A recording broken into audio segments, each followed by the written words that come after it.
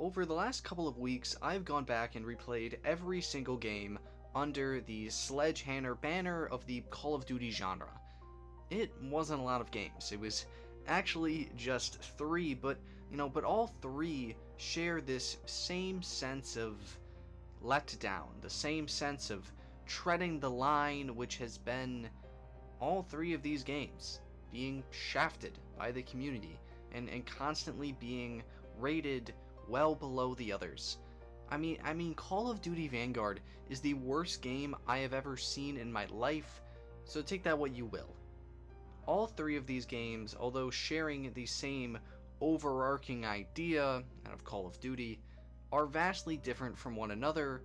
However, I believe Sledgehammer itself is the main downfall for all of these games, because Sledgehammer has a Call of Duty problem. Because Sledgehammer doesn't understand what Call of Duty is. Sledgehammer was brought into the family by the remnants of Infinity Ward to get Modern Warfare 3 out the door on time. Activision was so impressed that they welcomed Sledgehammer into the yearly release cycle with open arms and gave them a good amount of freedom to do what they wanted. What they came up with was Advanced Warfare, the start of the exosuit jump pack era of Call of Duty and kind of gaming as a whole. People didn't like this game. The movement was clunky, the maps were boring and uninspired, the campaign was predictable, and you couldn't even play zombies without buying the DLC. In the grand scheme of Call of Duty, this game is widely forgotten, even though I consider it the best of the jetpack era. Not a high bar to hit, but it did. I do respect Sledgehammer's creativity and trying to create something new in a game series that had becoming stale up until that point, especially with the release of something like Ghosts. I'm not going to talk about the microtransactions and the loot boxes, because they have been talked about to death. I've even talked about them before. That's not the reason Sledgehammer doesn't understand Call of Duty. That is just Activision. It's a mandate because they love money, because it's not the last time we'll talk about greed. That we reserve for Call of Duty World War II, a game that sounded fantastic on paper after the release of Infinite Warfare, but in reality it is maybe the most uninspired game I've ever played. The game is cookie cutter with cookie cutter characters, the multiplayer is painfully boring, and the zombies mode falls off a cliff after the first map. Is it safe to say that this game feels rushed? I certainly think so. It feels like it wasted too many resources on frivolous things, like copying Destiny's social space, creating challenges, and loot box crate openings instead of actually focusing on what makes Call of Duty a good Call of Duty. A good multiplayer. Regardless if you're a story guy or not like me, the multiplayer is really where these games hold any water in the gaming space, and World War II feels bad to play. They did get a little creative at the end of its life cycle with maps like the sandbox one where you're the green toy army soldier in a giant pit, but what else is here? The ability to build a bridge, to open loot crates in front of people that don't care watching you get a grip for the 10th millionth time? After the bad press of Infinite Warfare, I'm pretty sure it's certain that Activision made Sledgehammer change this game into what it is. I wholeheartedly believe that this game was supposed to be Advanced Warfare 2, but Fate has a funny way of saying, we don't want this game, because people don't want this game, so we're gonna lose money, make this.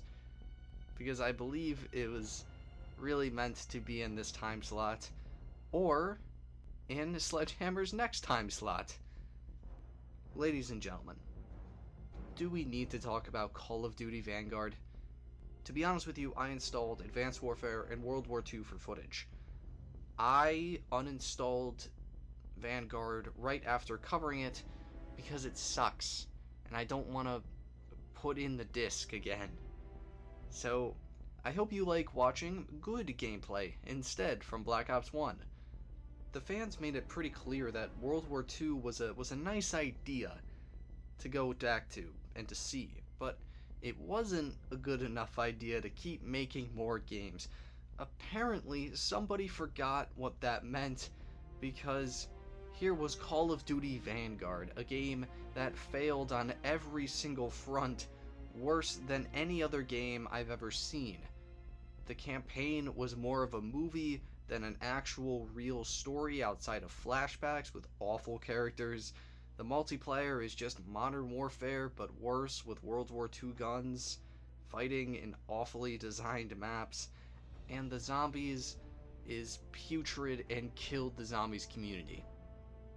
There's a reason everybody keeps playing Black Ops 3. I like the ideas Sledgehammer creates. I don't think creativity is their problem. Their execution is one of the worst I've seen, and trust me, I've bought Ghosts and played the Black Ops 3 campaign when it released. It's their implementation that has ruined the Call of Duty experience for so many, because if they changed a few things, it would be okay. Not fantastic, but it would be than whatever Call of Duty Vanguard is. It would definitely be better than that. They keep trying to shock the player, to wow the player, to create these amazing spectacles. You know, they really tried with Advanced Warfare, and although I have my gripes with that game, it's the most original game we've really gotten in a long time in the Call of Duty series. So in a way, I kind of respect it, but people hated that game so much that when they were told to not do what they wanted to, they phoned it in and made World War II, and then phoned it in again to make Vanguard. One of Call of Duty's biggest mantras is that it's too big to fail, so Sledgehammer has really gotten away with it. I don't understand how you can make the most beautiful looking games play so terribly. Every single Call of Duty is going to get millions of dollars worth of sales, but if you keep making more games like Vanguard, Activision is going to have a word with you. It may not be right now, but it's gonna come sooner than later. They have a lot of talented people behind and in front of the camera. You know, there's a reason that this company was welcomed into the Call of Duty family. They just gotta show us why and make a game that really lives up to what the company can be. Thank you so much for watching. If you enjoy what I do, maybe consider checking out some of my other stuff. Thank you so much.